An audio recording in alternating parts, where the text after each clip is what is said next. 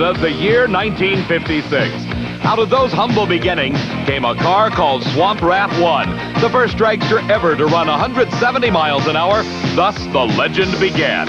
A little work over the winter, the same car and driver promptly became the first over 180 miles an hour. In 1970, an exploding transmission in an unlucky Swamp Rat number 13 resulted in serious injuries to the driver and a stay in the hospital that produced a concept for a new car that changed the face of Top Fuel racing forever. The new machine, number 14, now with the engine behind the driver, offering unparalleled visibility and safety, debuted at the 1971 NHRA Winter Nationals in Pomona, California. It went on to win that event. The scene now shifts to 1975 and Swamp Rat 22. After nearly 20 years in the sport, the driver car builder still collecting first, this time the first over 250 miles an hour. Today, it's little wonder they call this man, Don Garlett's Big Daddy.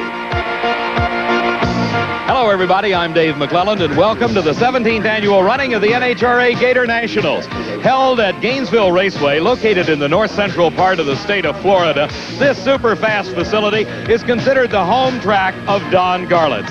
Thousands of his fellow Floridians have jammed into the sprawling pit area and the grandstands to see if Big Daddy could win his 4th Top Fuel Gatornationals title. You can be sure that these thousands of fans are going to be cheering for Garlett's to add to his already illustrious career. For more on that story, let's go to Steve Evans. I couldn't agree more, Dave. In many ways, Don Garlett's is drag racing. And it all began back in 1957 with this car, Swamp Rat 1. 37 Chevrolet frame rails, a Model A brake handle. Pretty crude by today's standards, even a little bit crude by 57 standards. But it was the first car to ever go 180 miles an hour. But here at the Gatornationals this weekend, Don Garlett's is debuting Swamp Rat 30. Already the press is calling it a streamliner, and in many ways it is. It's a conventional Top Fuel dragster with two distinct advantages. The front end, number one, and the most noticeable. Garlett says with that shape, he's going to punch a hole in the wind and drive right through it. And it's made possible by little bitty 13-inch front wheels that he had specially made, and they don't even have a tire on them. It's like a V-belt off an industrial air compressor with some liquid rubber painted on so it has enough traction to steer. And that whole nose piece only weighs 4 pounds, made out of carbon fiber. The other most noticeable aspect, obviously, is this, an enclosed canopy. Don says it's so quiet in there, it's almost eerie. Now, this is not his first experiment with streamlining. Back in about 1972, he had the famous Jocko streamliner. He only made one run at it himself, and it tried to fly at about 160, and he said, nah, let's get rid of this thing and worry more about making horsepower. Well, now they're making all the horsepower that they feel they can. If you're going to go 270, if you're going to go 280, this is what it's going to take. And after that long, long line of Swamp Rat automobiles, wife Pat took a look at this, and she said, only one thing, we got to call it, rat under glass. Don Garlett's, at the age of 54, is attempting to win his 30th national event title with his 30th car in the series of dragsters that dates back 3 decades. In the first round of competition, Garlett's raced another innovator, Dave Miller of Itasca, Illinois. Miller's car has a much shorter wheelbase than the more conventional race cars that make up the bulk of the field. Garlett's, with the protection of the fully enclosed canopy over the driving compartment, has already used the new aerodynamics to set the track record at over 268 miles an hour during qualifying. At the flash of the green light, Garlett's immediately moved out to a big lead as Miller got close to the guardrail. Garlett's, with a great elapsed time, still far short of the coveted 270-mile-an-hour mark. 544. My goodness. Okay. Everything feel good on the car down the racetrack? Just it backfired. Dropped a valve, I guess, in the lights or something. Okay, so Don Garlett's has some work to do before round number 2. Garlett's and his crew chief Herb Parks head back to the pit area to prepare the Swamp Rat for the second round. Another dramatic story developed in the first round. 3-time world champion Shirley Muldowney qualified number 11 and had to race the former National Football League star quarterback Dan Pastorini. Now a full-time professional drag racer, Pastorini stunned the field by qualifying 3rd. Shirley returned to racing just a month and a half ago at the Winter Nationals, where she lost in a first-round confrontation with Don Garlett's. Today, she faced the newest driver in the Top Fuel ranks, Dan Pastorini. It was a great start, anybody's race until the finish line, where the upset of the day occurred as Pastorini just squeaked by Shirley to advance to the second round. Always the gentleman, Pastorini was quick to compliment the lady. I love you. God bless you. Good race. You okay? Good race. Good race. I was late. They're gonna chew me out. You're a hell of a lady. Thank you. You want some help out? Yeah. Come on. The 1986 NHRA Gatornationals is being brought to you by Motorcraft. Quality parts for all makes of cars and trucks. Motorcraft from Ford exceeds the need. And by Goodyear, makers of the Eagle, the high-performance radial engineered for cars with proper qualifications. Pit area worked progressing on the controversial nose piece, which suffered considerable damage when the Kevlar belts were thrown off the wheels in that first round race. We'll be right back to Gainesville, Florida, and round 2 of the Top Fuel competition at the Gatornationals. Back at the Gatornationals at Gainesville Raceway, located near Gainesville, Florida, a bright, sunshiny afternoon as Dan Pastorini has gotten the break of a lifetime. On the racetrack at the moment, the former NFL quarterback is unopposed. His competition was to have been Chris Karamessini's. In winning his first round race over Bill Mullins, Karamessini's car suffered severe engine damage. A blackened crankshaft has put him out of competition for the rest of the day, thus giving the bye run to Dan Pastorini. Earlier, Steve asked Pastorini to compare professional drag racing to pro football. Well, I think it's just, you know, the willingness to work. You have to work in football just like you have to do in this business, and right now it's just Donnie and myself. And we work very well together. I'm fortunate that I've got good people working with me and helping me out. This industry is a tremendous industry. The NHRA has helped us a bunch. All of our sponsors that are on the car have helped us tremendously, and I'm very appreciative of that fact. Which is harder work, football or drag racing? Drag racing. Which is more fun? Drag racing. 2 for 2. That's right. Dan Pastorini, the former NFL quarterback, and he is just making a checkout run. He shuts it off early, the car coasting through the quarter mile. Dan was referring to his crew chief, Donnie Couch, who does such a capable job of preparing this number 3 qualifier. Our next race, the engines lit on the starting line. The former national champion, the former world champion, Gary Beck. Driving for car owner Larry Miner, Beck is opposed by Connie Coletta. This is a rematch of the final round of Top Fuel Eliminator in 1983. Gary Beck won that matchup.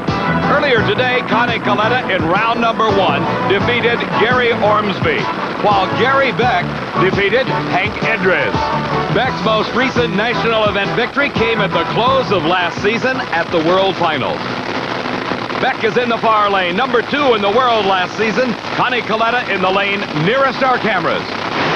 They're off the starting line together, and it appears Coletta has the lead. A close race at the finish, and Beck wins it by half a car length. Gary Beck with a 5.63 second elapsed time at 257 miles an hour used a starting line advantage. As we watch again in slow motion, the whole shot or the advantage off the starting line goes to the car in the far lane. That's Gary Beck. Coletta has some power though. He pulls right up alongside, but at the finish line, it's Gary Beck just nosing out Coletta. 5.63 the elapsed time for Beck. For Coletta, 5.60. The whole shot pays. Gary Beck, nice driving. You beat Connie Coletta with a whole shot. Terrific. We needed it. I know he's been running real good, and our car's a little inconsistent, so we have to go for it. You ran very well in the left lane, which some said was maybe subpar. Well, yes and no, but it's, you know, it was all right. I didn't hear the ET yet, but it's you know, it held on good. 563. Well, it's a little slower than last time, but it was all right. Gary Beck goes into the semis. Beck and his crew head back to the pit area to get their car prepared for the next round of racing. On the starting line, it is a race between the 2 fastest cars in the world. Here is Don Garland.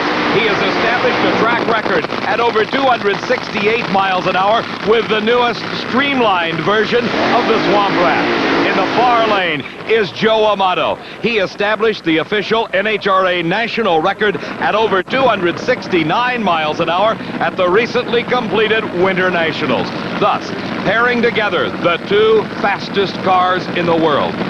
Garlits is concerned about the front wheel and tire combination. Not really a tire, it is a Kevlar belt that is wrapped around those 13-inch wheels.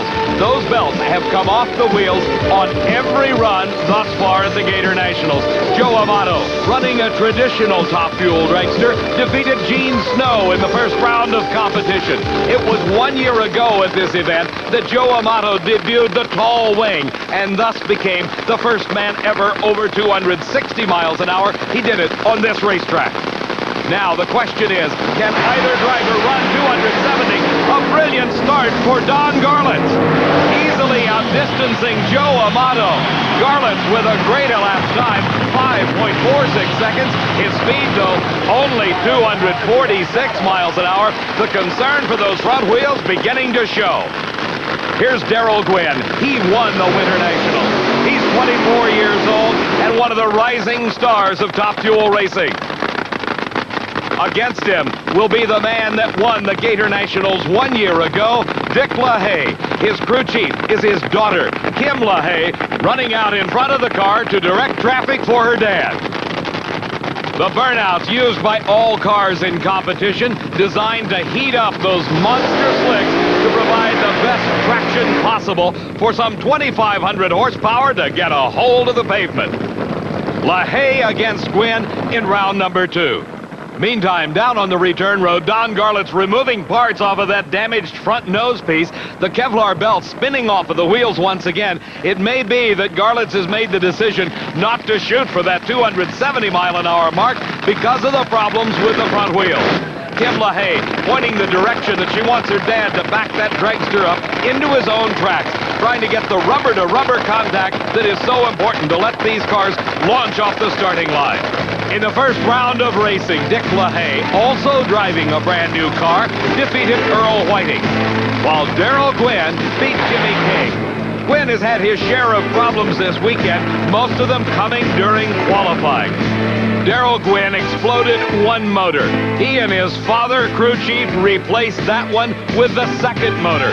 It also exploded into flames, thus causing them to put the third engine of the weekend between the frame rails of the dragster to make the final elimination.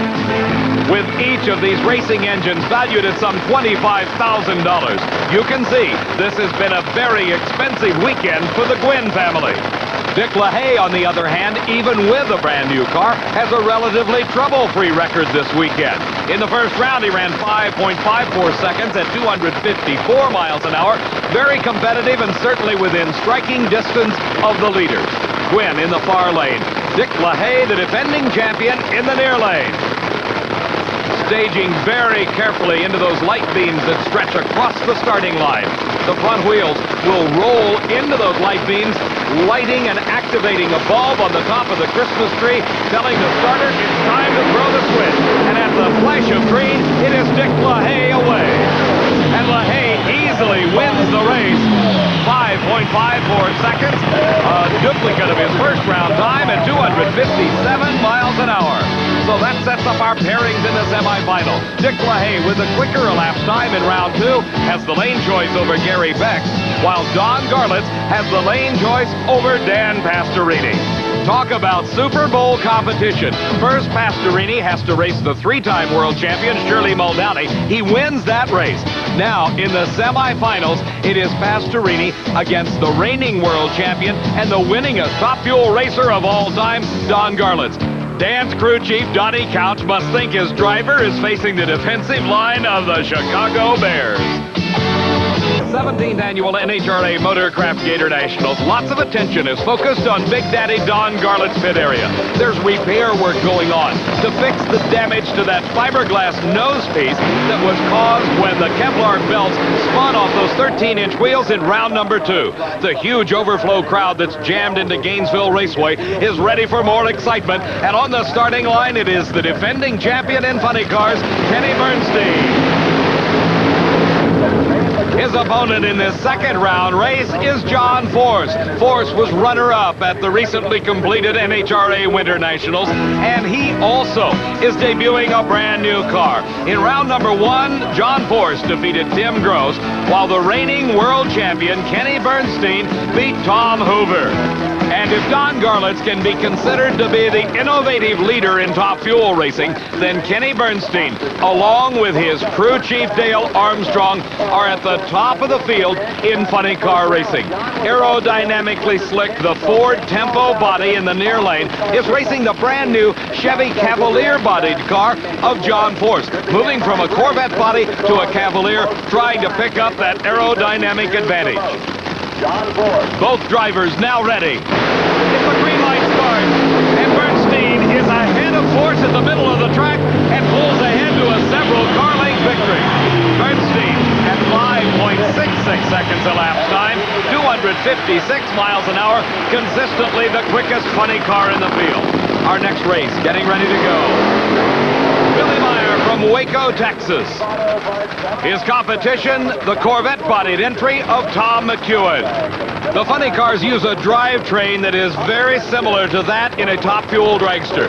The engines are practically identical. They run on nitromethane fuel. They consume anywhere from 9 to 11 gallons of fuel per quarter-mile run, and they make over 2,500 horsepower. The cars themselves are wrapped in a fiberglass body that is a replica of a modern car. This is Billy Meyer's Mustang. Meyer, in round number 1 of racing at the Gator Nationals, defeated Jim Head, while Tom McEwen, the longtime veteran, beat Ray Higley.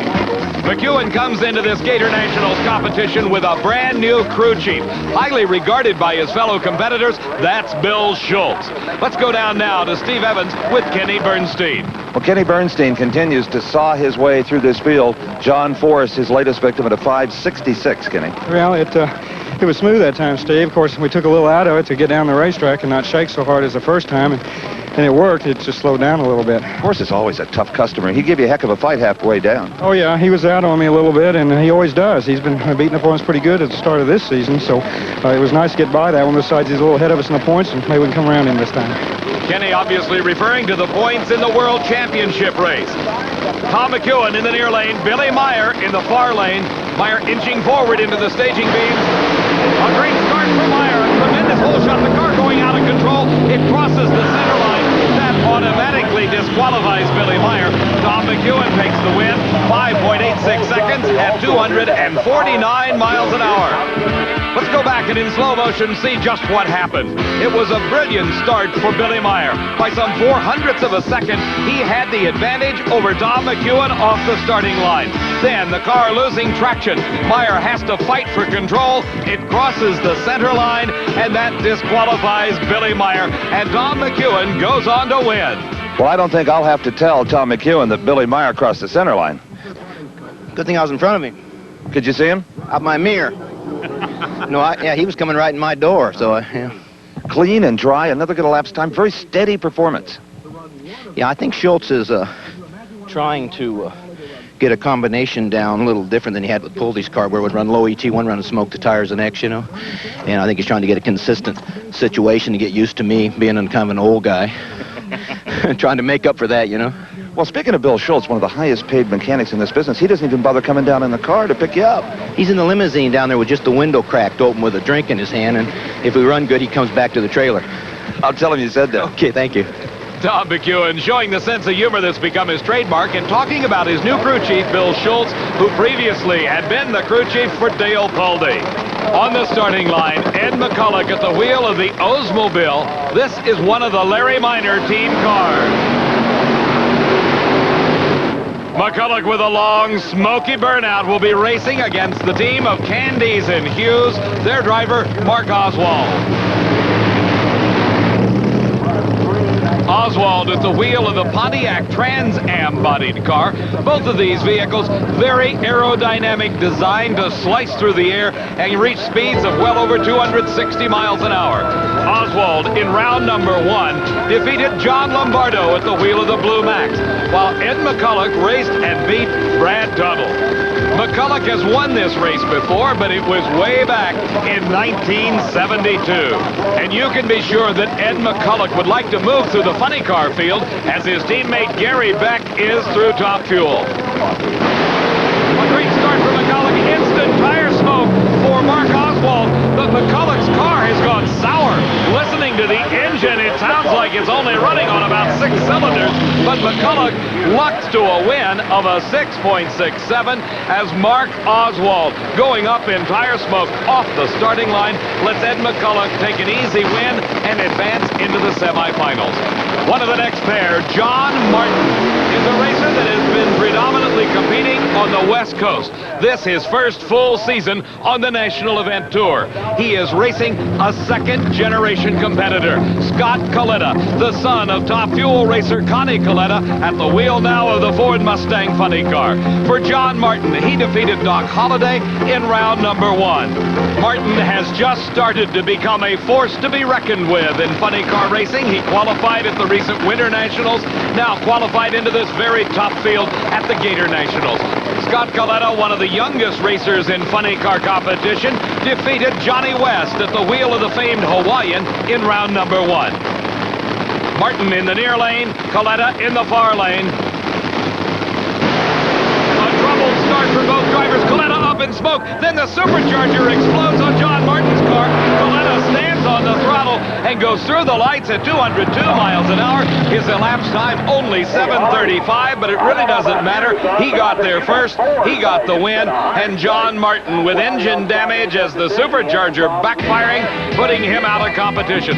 Let's take a look at it once again. Coletta's in the far lane, Martin in the near lane. They leave the starting line side by side. Then troubles begin. For Coletta, he loses traction. Then Martin loses traction. Coletta backs out of it. And then the supercharger explodes in Martin's car. Coletta, reacting to that, stands on the throttle and wins the race. You can be sure it's a disappointed John Martin as mechanical problems put him out of competition, giving the race to Scott Coletta. A tenacious victory, young man. It just never hurts to get back on the throttle, does it? That's it. You know, we ain't got it straightened around yet, but they say luck is 90% of it, and so far I've had it.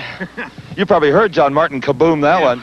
Yeah, and it was shaking the tires, and I almost crossed the center line. That's why I lifted, and then I saw him bang, and I said, take it. Will your dad get involved now that he's out? Yeah, he never wasn't involved.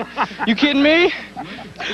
Scott Coletta paying tribute to his dad. Connie Coletta out of competition now in Top Fuel Racing. Our pairings for the semifinals, Scott Coletta against Ed McCulloch. McCulloch with lane choice. The other pair finds 2 longtime veterans, Tom McEwen against the defending champion Kenny Bernstein, with Bernstein having lane choice.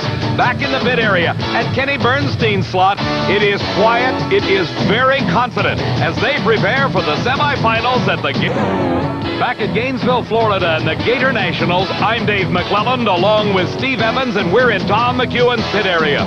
Crew Chief Bill Schultz has ordered the installation of a new engine. There was nothing wrong with the old one, but Schultz wanted to change combinations. He wanted to try something different for the semifinal race against Kenny Bernstein. On the starting line, the Pro Stock semifinals, the factory hot rods of NHRA Championship drag racing.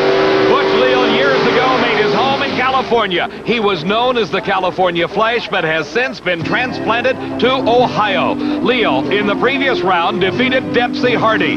Racing against him will be Bruce Allen. Out of Arlington, Texas, in the Rare and Morrison shop, Allen defeated the world champion Bob Glidden in round number 2. Bruce Allen, in his first full season of competition in NHRA drag racing last year, finished number 3 in the world, while Butch Leal was number 4.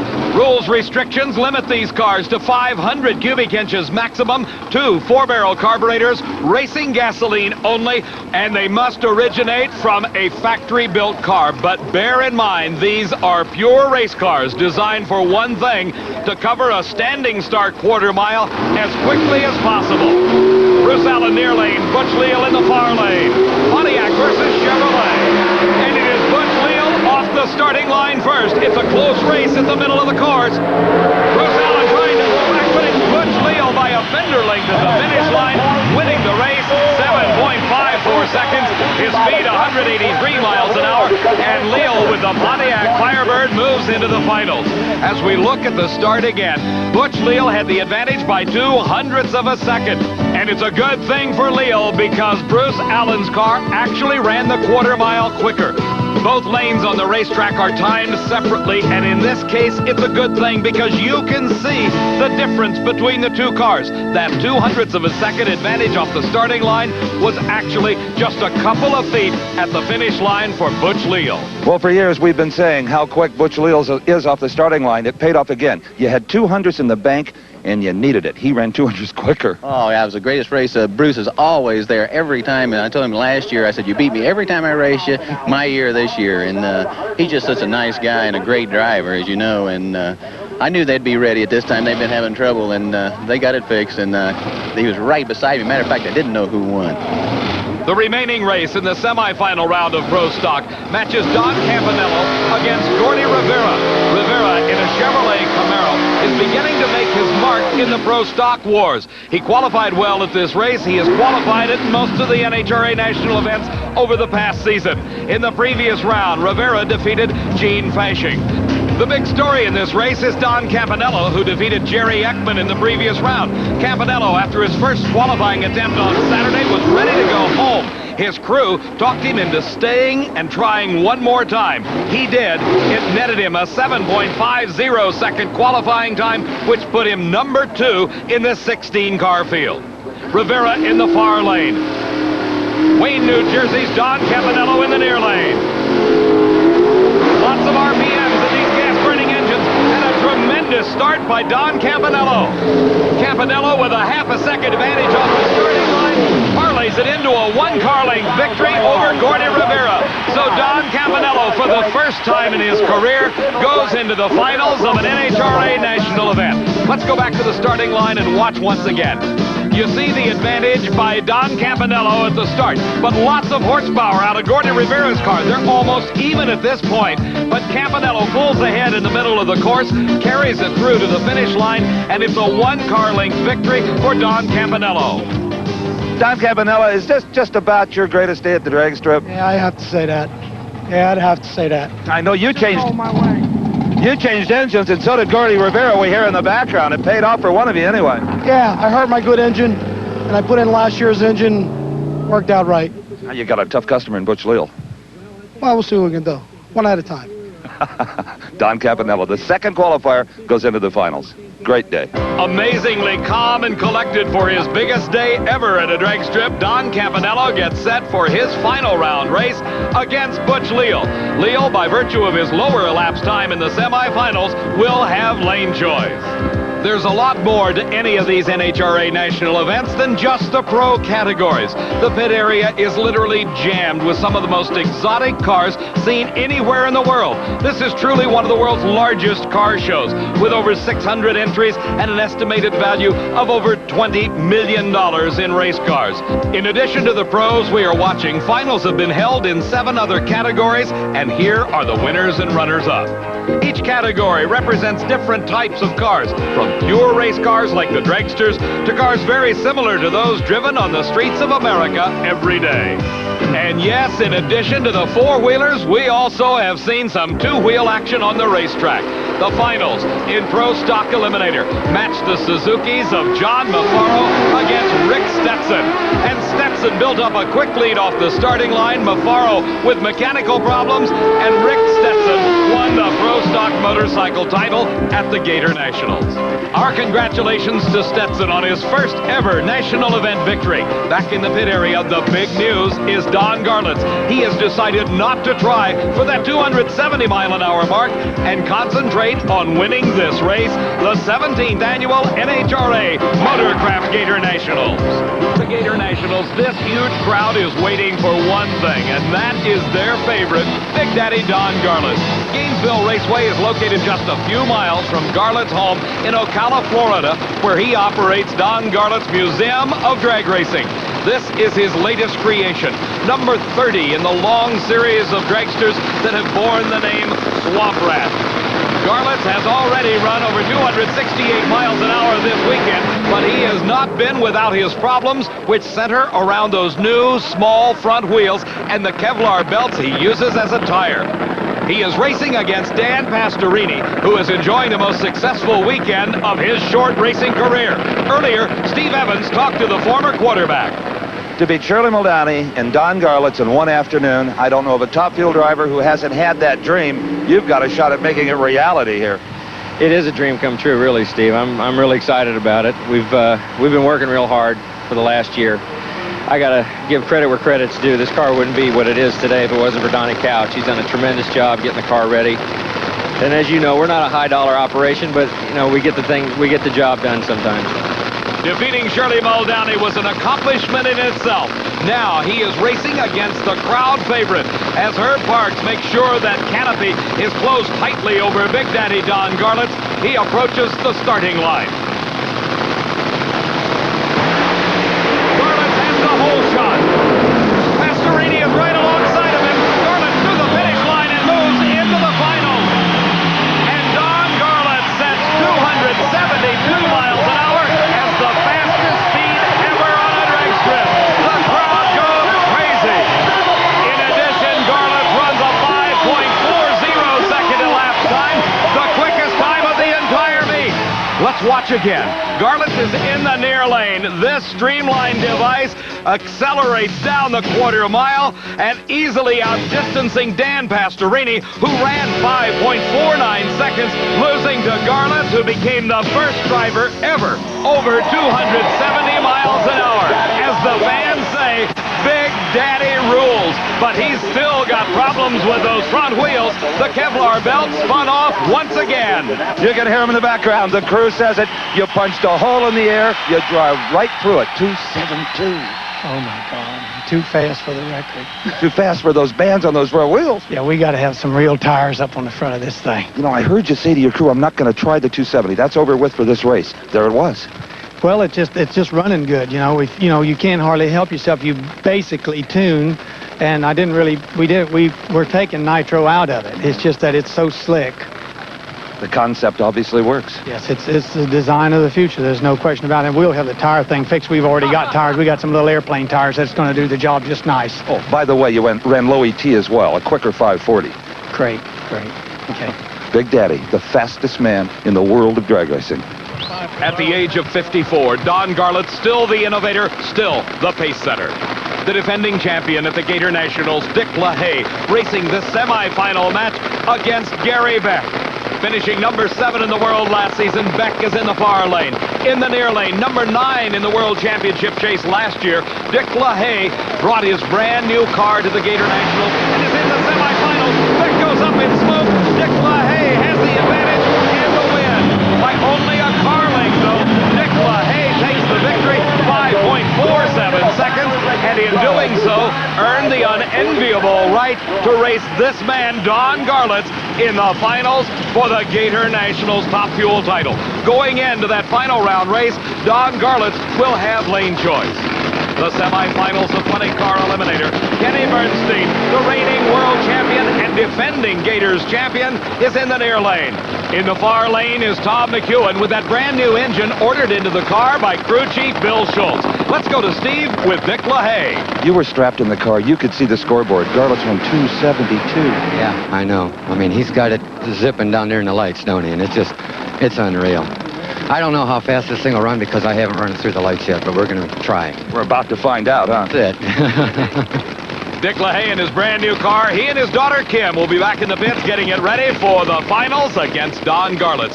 On the starting line, this may appear as a mismatch. Kenny Bernstein, the reigning world champion, the defending Gatornationals champion, is at the top of his career. Tom McClelland has won only 2 national events in his long career, and Frank Hawley, the former 2-time world champion, has said that maybe McClelland's just getting a little bit too old for all of this. A great start by both cars, and it is so close at the center of the track. At the finish line, it is Tom McClelland and the upset of funny car racing. Into the finals goes Tom McClelland. Look at the time, 5.67 seconds elapsed time. Tom McClelland and that engine change made all the difference in the world. It was a pole shot by Tom McClelland. after, McClelland put the whole shot on Bernstein, and he used it to win the race at the finish line. As we compare the elapsed times, McClelland at 5.67 seconds, Bernstein at 5.65. McClelland wins. You got a 300th hole shot, and it's a good thing. He ran 200ths quicker. You ran 5.67 and beat him. No time for jokes, Evans. I'm telling you the God's truth. Thank you very much. We're due, I think. And it was Schultz's decision to change the engines, and it paid off. The whole thing is his decision, everything. All I try to do is leave somewhere in the majority of a minute on the light down there, no matter what Frank Hawley may say. We beat Frank, you know, we run him out of drag racing. You know, he gets it up there, that's all he wants, but, you know, he wasn't the Flash, you know. But anyway, we're happy to be here, and I'm happy with the whole crew and the whole everything, and let's just hope our luck hangs on. Steve, as I've told you many times, age has nothing to do with being fast. And here's one of the younger stars of the sport. This is Scott Coletta, the son of top fuel racer Connie Coletta, in the semifinals against Ed McCulloch, one of the established stars of funny car racing. Coletta in the far lane. McCulloch, driving for Larry Minor, is in the near lane. Here's another case of the wide disparity of ages. Scott Coletta is in his early 20s, while McCulloch, at the age of 41, is still very much a force to be contended with. Coletta goes up in smoke, and it is still a sour engine for Ed McCulloch. He wins the race. His elapsed time only 6:22. That is the second 6-second race that McCulloch has won. What a lucky day for Ed McCulloch and Larry Minor. But they'll be facing Tom McClelland with that brilliant 5.67 in the semifinals. McClelland has lane choice. Back in the Dick LaHaye pit area, his crew chief and daughter, Kim LaHaye, preparing that race-heavy engine for the final round match against the first man ever, over 270 miles an hour, Don Garlitz. The pressure's on Dick LaHaye. We'll be right back with the finals of the NHRA Motorcraft Gator National. In the burnout area, it's the final of Pro Stock Eliminator. The 500 cubic inch gasoline-burning engines residing under the fiberglass hoods of today's modern hot rods. Don Campanello, remember, he's the one that wanted to go home yesterday before qualifying was completed. His crew talked him into staying. Now he's in the finals against this man, Butch Leal, finishing number 4 in the world last year. On the basis of elapsed times recorded today, Leal has got to be considered the favorite in this final. Campanello, the New Jersey-based Pontiac Firebird, in the far lane. In the near lane, out of Blacklick, Ohio, is Butch Leal. Leal is a member of that multi-car team owned by Gil Kirk out of Columbus. He has been to the finals of Pro Stock Eliminator many times, but his competitor, Don Campanello, has only been there once, when he finished as a runner-up at the 1984 NHRA Southern Nationals. A pair of Pontiacs in the finals of Pro Stock Eliminator. A little staging psychology being used. Leal stages first. Campanello now comes into the beam. It is a red light start for Butch Leal. He is disqualified. Campanello has won his first ever NHRA National Event title. A tough break for Butch Leal, leaving just a bit too quick. But Don Campanello will take the win any way he can get it. Let's look. You see in the near lane, Butch Leal leaving just too quick. And there in the Christmas tree, dead center of the screen, is the big red light, indicating Don Campanello wins. Well, I don't think Don Campanello had the foggiest idea that Butch Leal had red lighted when he rolled up here, Don. No, he's a pretty good driver. Congratulations. For a guy who was going to go home yesterday, are you glad you stayed? Got me on the spot now.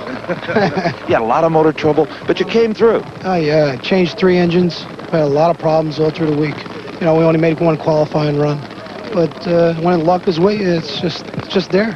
Well, congratulations. The biggest day in your drag racing career. Definitely. Thank you. Don Campanello, the upset winner of Pro Stock. Very relaxed in his victory, shaking hands with his competitor, Butch Leal. Don Campanello, his first ever NHRA National Event win.